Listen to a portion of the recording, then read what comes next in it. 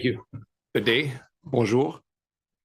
I want to start by acknowledging that we are on the traditional and unceded territory of the Algonquin and Anishinaabe people. Je tiens également à saluer la présence ancienne et continue de peuples autochtones sur ce territoire et leur rôle de gardien dans le passé, le présent et l'avenir. Le Canada et le Mexique sont des amis proches et des partenaires commerciaux de confiance depuis de nombreuses décennies. The lifting of the visa requirement for Mexican nationals in December of 2016 helped solidify our valued relationship. It helped boost business ties. It helped improve trade and investment. We count Mexican citizens as friends and family, a key workforce that helps Canadians and students and visitors, that help boost our economy and enrich our culture. Our relationship is better and fundamentally different than it was in 2015. Pour continuer à bénéficier de ces échanges positifs de voyageurs, d'étudiants et de travailleurs, le Canada doit maintenir un système d'immigration efficace. While the majority of Mexican travelers arriving in Canada to work, visit family, travel, or study, we have faced a rising number of asylum claims from the region. In 2023 alone, asylum claims from Mexican citizens accounted for 17% of all claims made that year from all nationalities around the world. Most asylum claims from Mexico are either rejected by the Immigration and Refugee Board of Canada or withdrawn or abandoned by the applicant. And so a change was needed. Ce que nous recherchons, c'est un équilibre entre la circulation des personnes entre nos deux grands pays et les demandes adressées au système d'immigration et aux ressources publiques du Canada. I want to stress that this isn't a single country issue and that IRCC is continuously monitoring the impacts of its visa policies for both visa exempt or visa required countries, as well as asylum claim trends. Any adjustment to Canada's travel requirements are made to preserve the integrity and sustainability of our asylum and immigration system. The integrity of our immigration system is a top priority for us. Canada's visa policy decisions are made in an effort to support travel and people-to-people connections while maintaining a safe and orderly migration system. C'est pourquoi, après mûre réflexion et de nombreuses consultations, le Canada modifie ses conditions de voyage pour les citoyens mexicains. As of today, at 11:30 p.m. Eastern, Mexican citizens will need a visa to come to Canada or obtain a valid electronic travel authorization if they hold a valid U.S. non-immigrant visa or have held a Canadian visa in the past 10 years and are traveling by air on a Mexican passport. Desde hoy a las 11:30 de la noche, los ciudadanos mexicanos deberán solicitar visa para entrar a Canadá o obtener una autorización electrónica de viaje si cuentan con una visa americana de no inmigrante válida o han tenido una visa canadiense en los últimos 10 años y están viajando por vía aérea con pasaporte mexicano. Mexican citizens who meet these conditions will be able to apply for an ETA instead of a visa to fly to Canada. We're enhancing and strengthening the electronic travel authorization program while ensuring Mexican citizens can still enjoy coming to Canada to work, to visit, or study. With the high number of our Mexican clientele currently holding US visas, those that do will continue to be able to fly to Canada without a visa. The majority of Mexican citizens then will still be able to travel using an ETA. Ces nouvelles exigences permettront au Canada de maintenir les voyages importants pour soutenir les travailleurs et les étudiants qui viennent au Canada et aux entreprises de pouvoir mener leurs activités commerciales comme il se doit. This also means that Mexican passport holders will have their existing ETAs canceled. They will need to apply for a visa or reapply for an ETA if they meet the new requirements of today. This will not apply to those who hold a valid work permit or study permit for Canada. They'll be able to continue to travel with their existing ETAs until it expires, as long as they're traveling by air, of course.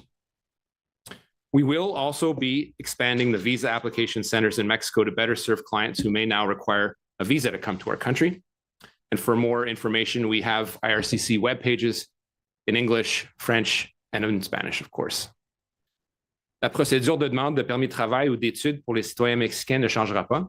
Les Mexicains qui souhaitent travailler au Canada continueront d'avoir accès à un grand nombre de voies d'accès à l'emploi existantes, notamment le programme des travailleurs étrangers temporaires et le programme de mobilité internationale. For example, the seasonal agricultural work program is a vital example of the mutually beneficial circular migration that we seek to promote regionally and globally. Canada is ready to work with Mexico to build on this program through the modernization of our new SOPs, SAWP bilateral agreements to offer Mexican workers new opportunities through the incorporation of year-round primary agricultural fish, seafood, and food processing in the program. This will benefit workers and businesses on both sides of the Canada-Mexico relationship. Depuis que ce dernier a été signé il y a 50 ans entre nos deux pays, il reflète l'amitié et le partenariat qui caractérisent les relations entre le Canada et le Mexique. Il s'agit d'un exemple essentiel, la migration circulaire mutuellement bénéfique que nous cherchons à promouvoir à l'échelle régionale et mondiale. All of us share a strong interest in our ongoing close partnership with Mexico, safe and orderly migration, refugee protection and border protection. Je vais être clair, en tant que gouvernement, nous attachons une grande importance à nos liens étroits avec le Mexique. Les nouvelles exigences en matière de voyage n'y changent rien. Le Mexique est et restera un partenaire important pour le Canada. Thank you. Merci. Impatient de prendre vos questions. Thanks. We'll move to our question period starting in the room. Please ask one question and one follow-up. We do have a lot of people today, so if we can try to move as quickly as we can, both in your questions and in your answers, Minister, so we can get through as many people as possible, including people over Zoom. We'll do that. So why don't we start with Ray Fillon from TVA. Le gouvernement mexicain est mécontent. Est-ce que ça risque d'avoir des conséquences économiques néfastes pour le Canada, ce que vous annoncez aujourd'hui? D'abord, avant tout, ce n'est pas une annonce commerciale que je fais aujourd'hui, Raymond.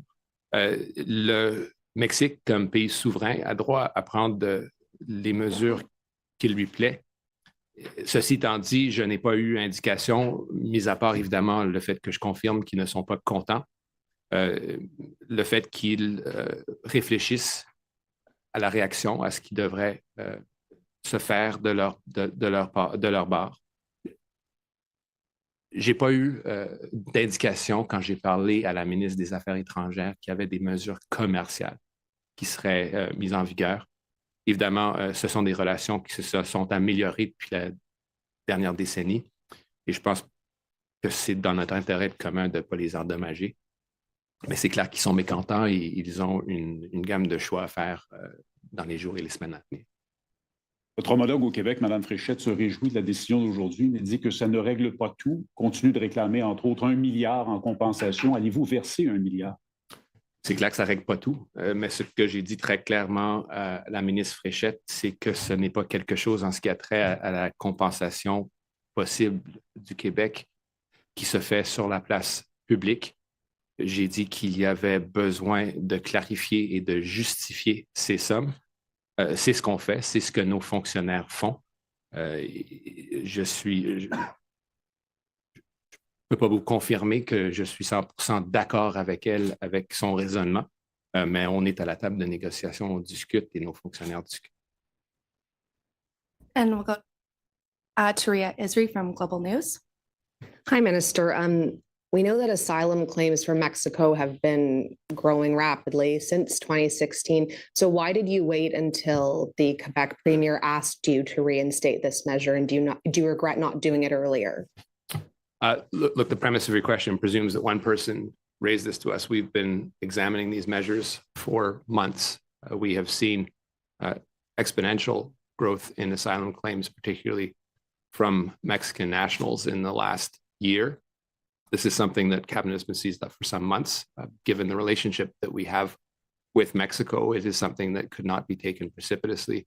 Measures had to be taken. Our officials at various levels have been going down to Mexico, speaking to officials, talking about the measures. The Prime Minister, every time he has met, his counterpart has raised this issue every time.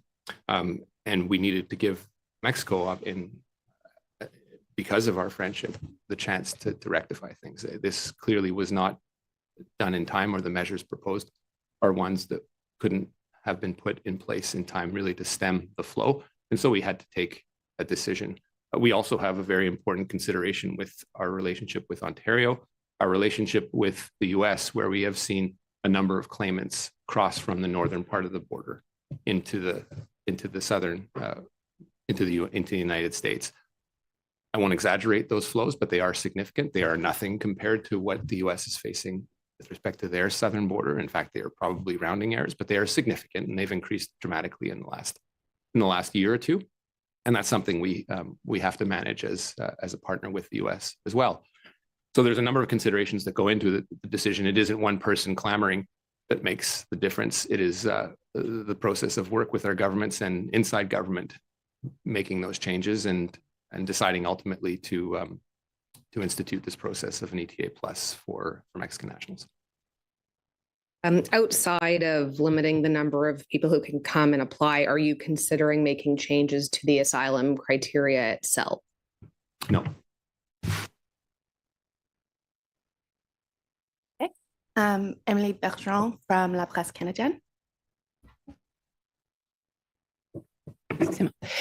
Monsieur le ministre, la ministre Fréchette, en réagissant hier, a dit notamment que c'est la preuve que Québec arrive à se faire entendre auprès d'Ottawa. À quel point les demandes de Québec et la lettre du premier ministre Legault ont contribué à la décision qui est annoncée aujourd'hui? Vous voulez un pourcentage? C'est clair que la discussion avec nos partenaires, puis la province qui est, avec l'Ontario, la plus achalandée en termes de demandeurs d'asile, ça joue un rôle très important. Comme je l'ai dit à votre collègue, il y a plusieurs facteurs qui jouent en ligne de compte. Évidemment, notre relation avec Québec, relation avec l'Ontario. Le fait qu'on constate nous-mêmes qu'il y a des flux qui sont inacceptables, le taux d'acceptation à la Commission d'immigration étant dans les 30-40 % comparé, par exemple, à la Colombie, où ça se situe dans les 80-90 % où les gens ont des gains de cause. On voit que les gens, les ressortissants mexicains, en grande partie, soit retirent leur application, partent ou n'ont pas de succès devant la Commission de l'immigration. Alors, ça joue en ligne de compte en prenant une telle décision. C'est un processus qui a pris des mois de délibération interne, de communication avec nos partenaires, que ce soit l'Ontario notamment ou le Québec. Et aussi notre relation avec les États-Unis. On sait que de plus en plus, il y a beaucoup de ressortissants qui viennent au Canada et ensuite qui se dirigent vers les États-Unis. C'est un flux qui est on peut dire, comparé au flux à la frontière américaine-mexicaine, une erreur d'arrondissement, mais quand même un flux significatif qui s'est accru de façon substantielle depuis la dernière année. Alors, il faut prendre ça en ligne de compte. Évidemment, ça cause une pression sur notre partenaire le plus important, c'est-à-dire les États-Unis. Alors, plusieurs facteurs qui jouent en ligne de compte. Évidemment, notre relation qui est somme toute bonne avec le Québec aussi était un facteur. Vous avez dit que les Mexicains sont mécontents, vous le reconnaissez. Quand vous leur avez parlé, est-ce que vous leur avez dit que la mesure était temporaire, permanente? Et si elle est temporaire, quels sont les critères que vous leur avez définis pour que la décision change?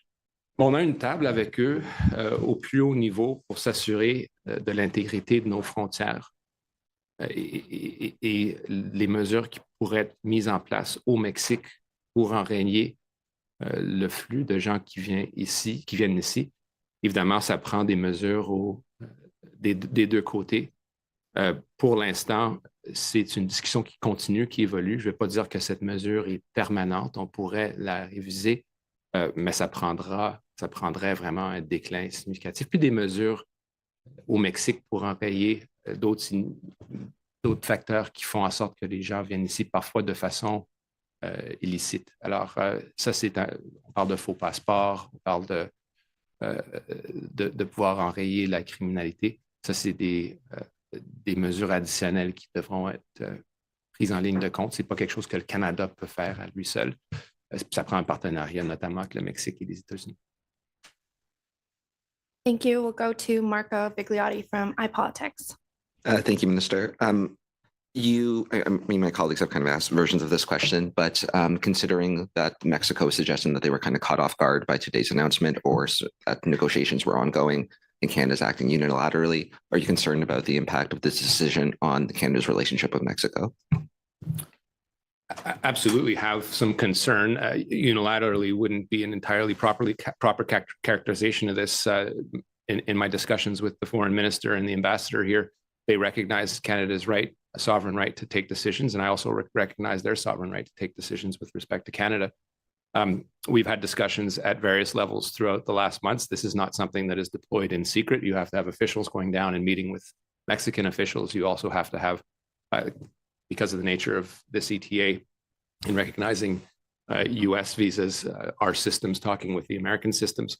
These are discussions that don't and are not possible to be deployed overnight in the way a unilateral decision would be put into effect.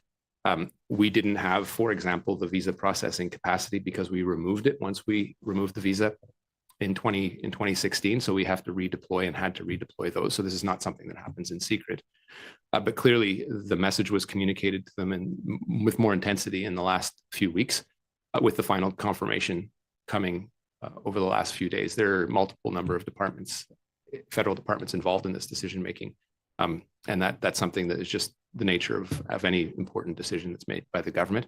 But clearly, in the way the unilateral is usually defined, this I don't think falls in that category. Thank you.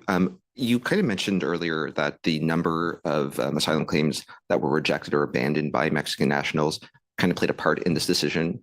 Looking at the numbers for 2023, it seems like most of the claims were rejected or withdrawn. But also many of them are, still outstanding, and obviously the government can't really dictate how long it takes the Immigration Refugee Board to handle these. But can you kind of walk me through the numbers that led you to this decision that most of these claims were not legitimate? Well, indeed, the Immigration Refugee Board is something we should be very proud of because you have independent people taking a decision about the lives of people that are alleged to be fleeing violence and oppression, and it shouldn't be a political decision. It should be something that someone with a legal background in an institutional setting takes, because you're playing with the lives of people ultimately, and you risk their lives in the case you make a mistake. So that's a process that we have to respect. It is a process that takes time, and it's gotten increasingly longer with the increase in volumes, increase of illegitimate volumes and illegitimate claims that will or don't even have the prospect of succeeding. Does put a pressure on the system. It puts a pressure on the social supports that these people give and get, rather, by being simply on Canadian soil. So it has ripple effects across the system. I don't want to deny the right of someone to allege that they are fleeing violence and oppression. According to Canadian law, according to the Supreme Court, they are entitled to their day in court and due process. I think it's something Canadians should be very proud of. But again, when you see those numbers, you realize that we have a role in playing and adjusting the volume and the measures that we take on intake into Canada. And when you see percentages in that rate and that scale compared to the 6 to 5, 6 to 20 down the list, you start scratching your head and saying increased volume, low success rate. There's a problem that has nothing to do with the IRB and an independent judicial process. And the government then has a right and in fact, the duty to take action. Okay, we'll go next to Christian Noël from Radio Canada. Bonjour, Monsieur Miller. Madame Fréchette ici aussi hier disait qu'elle aimerait qu'il y ait peut-être d'autres pays aient ce genre de visa de la part du gouvernement du Canada. Là, je regarde les critères que vous avez choisis, ou en tout cas que vous avez exprimés tout à l'heure. Vous parlez d'une importante hausse de la demande du Mexique et aussi l'important pourcentage de rejet. Est-ce que dans les pays qui font des demandes, de gens qui font des demandes d'asile présentement, est-ce qu'il y a d'autres pays présentement qui ont des données préoccupantes pour vous, sur lesquelles vous avez un œil et qui pourraient faire l'objet de mêmes mesures par rapport comme le Mexique? C'est une question très pertinente, Christian. Puis dans ma réponse, il y a plusieurs éléments de complexité. La réponse, c'est oui. La difficulté, puis vous l'avez identifié implicitement, c'est que dans les pays qui font suite au Mexique, c'est-à-dire le Nigeria, Turquie, Colombie, l'Iran, l'Haïti, le Pakistan, l'Inde, le Bangladesh, les taux de réussite, mis à part quelques exceptions, sont très hauts. Et donc, ce sont des gens qui fuient la guerre, l'oppression et j'en passe. Donc, les ajustements qu'on ferait doivent être faits en conséquence sans préjudicier le droit des gens qui se retrouvent sur le sol canadien. Alors, les mesures ne seront pas aussi efficaces, évidemment, que celles qui est prise aujourd'hui. Et je pense que les gens doivent s'attendre au fait que ce n'est pas une décision qui va être facile pour les prochaines étapes. est aussi facile que celle qu'on prend aujourd'hui. Même en même temps, j'avoue que celle d'aujourd'hui n'était pas facile à prendre non plus. Mais il reste que, qu'on parle de l'Ouganda, de la Colombie, ce sont des taux de réussite qui sont très, très hauts quand même. Alors, c'est des gens qui, de droit, selon nos conventions internationales, devraient être ici, devraient être accueillis par le Canadien, puis les Canadiens s'attendent à ce qu'on fasse. Mais donc, j'en comprends que visa pour le Mexique, c'est une étape, mais vous êtes en train d'étudier d'autres possibilités. Oui, d'autres possibilités, mais là, les autres possibilités sont pas aussi faciles, de façon logistique que celle-ci. C'est pas, juste, excusez-moi, c'était juste une précision, mais est-ce que c'est pas une volte-face complète de la philosophie de l'immigration du gouvernement libéral? Aucunement. Il y a eu ce narratif, je pense, nocif depuis le début de 2015 que c'était les portes grandes ouvertes sous le gouvernement Trudeau. C'est faux. On a toujours on a toujours appuyé l'intégrité du système. C'est clair qu'en 2015, puis vous avez suivi l'élection de 2015 vous-même, il y avait un fonds de xénophobie du gouvernement Harper sur lequel jouait l'élection. Que ce soit le snitch line, que ce soit la réaction à la guerre en Syrie, que ce soit le visa sur le Mexique. Et donc, la philosophie du gouvernement Trudeau, c'était évidemment d'avoir une humanité, d'avoir une ouverture, mais ce n'était pas sans compromettre l'intégrité du système. Et pour les premières années, ça a été une réussite. Là, après la COVID, c'est clair que les chiffres ont augmenté de façon exponentielle et comme gouvernement, on se doit d'être raisonnable, de prendre des mesures. Et donc, ce n'est pas une question d'être dogmatique, c'est une question d'être raisonnable pour les Canadiens qui s'attendent à un gouvernement responsable de prendre des mesures qui reflètent la situation actuelle. And we'll go to Sarah Ritchie from Canadian Press. Minister, can you just help us understand what you expect the impacts will be on the temporary agriculture worker program? Again, another question with a lot of folds to it, but we have a challenge with temporary foreign work in this country in terms of volume, but we also recognize the fact that the agricultural programs are indispensable for whether it's fish processing, agricultural, people that are working, that come here and work hard as hell and then go home and feed their families. There is a value to that work. We don't expect that relationship with Mexico to change. And in fact, we are looking at possibilities to actually expand that. Clearly, there's work with industry that we got to do to make sure that this is done in a way that is manageable and sustainable and maintains, first and foremost, the integrity of the workers that are coming to Canada and working under proper conditions. But we've spoken, and my colleague Melanie Joly spoke to her counterpart specifically on this point to make sure that we weren't compromising that important relationship, which we, frankly, if we do it the right way, and if no one reacts in an irrational way, there's a potential to expand that relationship. Why does this change need to happen? You've talked about how this is, an ongoing problem for years. You've been considering possible changes for months. Why is it coming into effect within a matter of hours? Well, this has not been because of the decision-making process and the mechanical realities of having to put a system like this in place. It is not something that has necessarily been a tightly guarded secret, but because we want to make sure that people don't game the system, it has to come into effect quite quickly. And so in normal circumstances, you could probably do a press conference like this 2 weeks before an announcement and the effective date. But because of, let's be honest, the reality that bad actors can abuse the system and continue to do it, we have to have the shortest window of time between the announcement and the effective date, which is 11:30 tonight. Thanks. We'll go to Hélène Buzetti. Oui, bonjour, M. Miller. Vous me pardonnerez cette question très technique, mais je ne suis pas vraiment une experte dans la différence entre un visa et une autorisation de voyage électronique. Donc, j'aimerais juste que vous me clarifiez. Vous dites, bon, les gens qui ont eu un visa dans les 10 dernières années, mais il y a quand même 7 ans pendant lesquels il n'y a pas eu besoin de visa. Alors, comment vous allez gérer ça, là, ceux qui ont besoin d'en demander, puis pas, puis quand on se présente à la frontière, quelqu'un peut juste dire, ben, moi, je n'avais pas de besoin de visa et donc passer. Juste clarifier ça pour moi. On a 3 sites web que vous pourrez consulter en anglais, en français, en espagnol. Mais Merci. c'est clair. Puis ce qui est important de souligner, vu le fait qu'il n'y a pas eu de prérequis d'avoir un visa au Canada, on parle d'une différence de 2 ou 3 ans. Les gens qui avaient besoin d'avoir un visa jusqu'en 2016, eux pourront appliquer au processus simplifié d'ETA+, ainsi que les gens qui ont des visas en bonne et due forme avec les États-Unis. Et donc, c'est une panoplie de gens qui voyagent de façon assez régulière. Et donc, ce n'est pas ces gens-là, plus souvent que non, qui font des demandeurs d'asile avec des exceptions. Donc, pour le reste, ce sont des gens qui vont aller à travers le processus normal, la biométrie et le processus de visa qui s'impose à n'importe qui a besoin d'avoir un visa pour rentrer au Canada. Donc, pour être très clair, les gens qui sont venus ici au Canada sans visa vont devoir avoir un visa complet, à moins qu'ils ont un visa avec les États-Unis durant les 10 dernières années.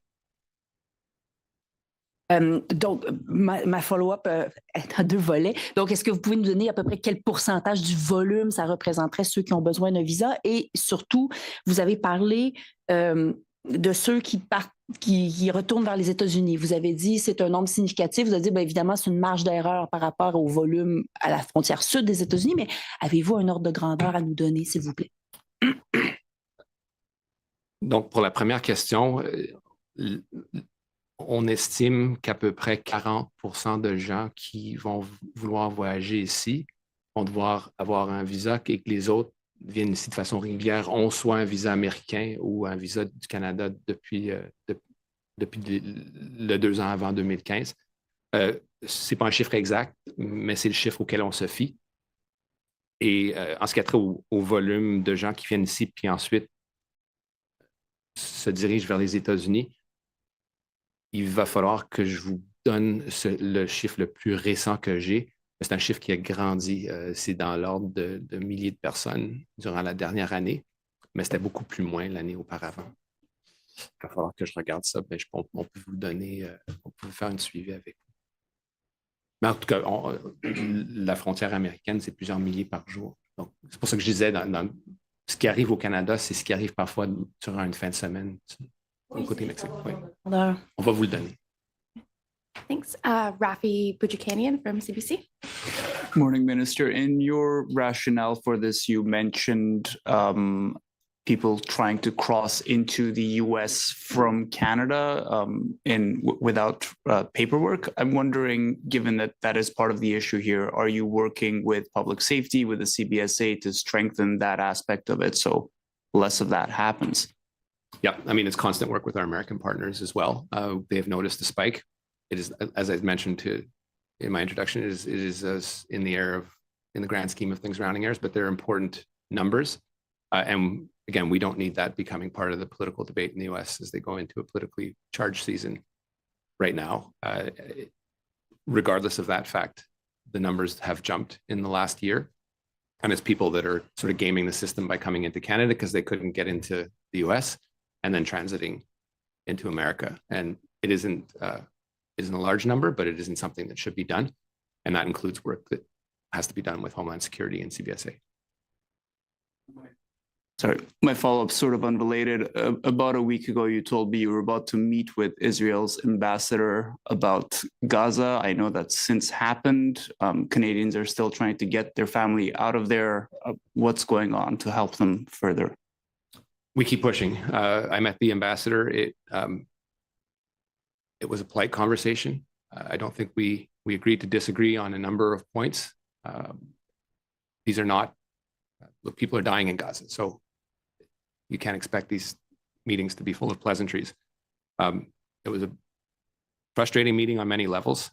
Obviously, understand where they're coming from, reacting to a devastating terrorist attack. But again, I made the point that we're trying to save lives. And these are family members of Canadians, of permanent residents. We have pushed on many levels. The Prime Minister himself has pushed. We're expecting results, but I haven't seen any.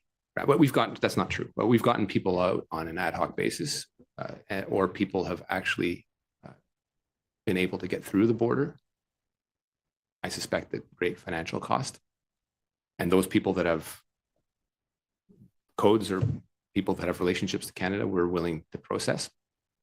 But when I put forth this program, it wasn't on the basis that I would simply issue visas and say, guys, take care of yourself and try to get out as best as possible, and God bless you.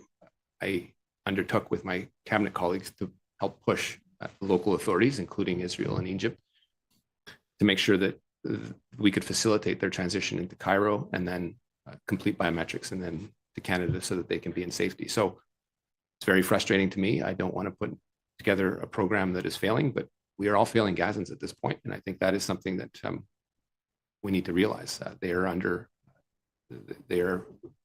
It's probably the largest hostage taking right now in the world. And it is something that Canada can play a small role in it. We can't be everything to everyone, but if Canada can play a role in this, in getting people out and safe, we're willing to play it. But right now, we haven't had the success that we wanted to. And that means that people are in and around Rafah are very exposed to death, starvation, to bombardment. And it won't prevent us from pushing, but we're continuing. I would just like to remind people who are online to raise their hand if they have any questions, and we'll move to Sandrine Vieira. No? Okay. Pascal? Okay. Oui, bonjour. On a beaucoup entendu le gouvernement du Québec, M. Legault, là-dessus, sur cette demande-là. Mais dans une des réponses à ma collègue, c'est moi, vous avez parlé de l'Ontario. Je me demandais si tu avais senti la pression de la part du gouvernement Ford pour mettre un frein à l'afflux des demandeurs d'asile dans la province. Ça a été moins public. Je sais que vous riez, là, mais ça a été bien moins public, mais c'est pas un secret des sorties de la maire Chow et les discussions que nous avons tous comme gouvernement avec des ministres de l'Ontario.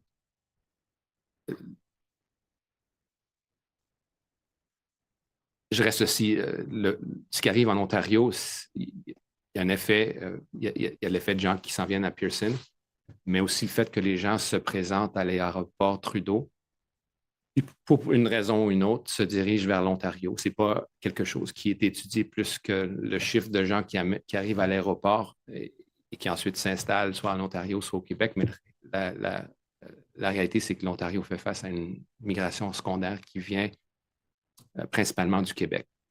Les gens viennent rejoindre leur famille ou ne parlent pas français ou ne veulent pas rester pour une raison ou une autre. Et les Mexicains font partie de ce groupe-là.